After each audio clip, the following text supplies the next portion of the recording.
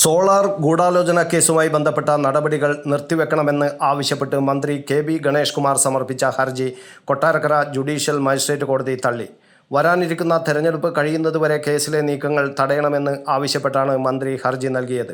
Solar കേസിലെ പരാതിക്കാരിയും മന്ത്രി ഗണേഷ് കുമാറുമാണ് ഈ ഗൂഢാലോചന കേസിൽ പ്രതിപട്ടികയിലുള്ളത്. കേസുമായി ബന്ധപ്പെട്ട നടപടികൾ കുറച്ചു കാലത്തേക്ക് നീട്ടിവെക്കണമെന്ന ആവശ്യം കോടതി അംഗീകരിച്ചില്ല. കേരള രാഷ്ട്രീയത്തിൽ വലിയ കോളിളക്കം സൃഷ്ടിച്ച ഈ കേസിൽ തെരഞ്ഞെടുപ്പ് കഴിയും വരെ മറ്റ് നീക്കങ്ങൾ ഉണ്ടാകരുതെന്ന മന്ത്രിയുടെ വാദം കോടതി തള്ളുകയായിരുന്നു. മുൻ മുഖ്യമന്ത്രി ഉമ്മൻചാണ്ടിക്കെതിരെ ഗൂഢാലോചന നടത്തിയെന്ന ഗൗരവകരമായ ആരോപണമാണ് കേസിന്റെ ആധാരം. സോളാർ കേസിലെ പരാതിക്കാരി സമർപ്പിച്ച കത്തിൽ 4 പേജുകൾ അധികമായി കൂട്ടിച്ചേർത്തുവെന്ന ഗണേഷ് കുമാറിന്റെ മുൻ പേഴ്സണൽ സ്റ്റാഫ് അംഗമായിരുന്ന സുധീർ മലയിലിന്റെ വെളിപ്പെടുത്തൽ വലിയ ചർച്ചയായിരുന്നു. ഈ കേസിലെ പ്രധാന സാക്ഷി കൂടിയായ സുധീർ മലയിൽ കോടതിയിൽ ഇതുമായി ബന്ധപ്പെട്ട് മൊഴി നൽകിയിരുന്നു. News bureau, Kannur media.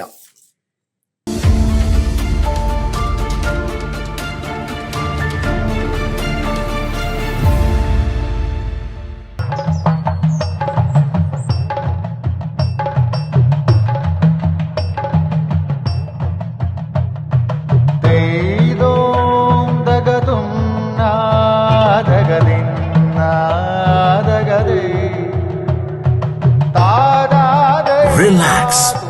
Redefine yourself.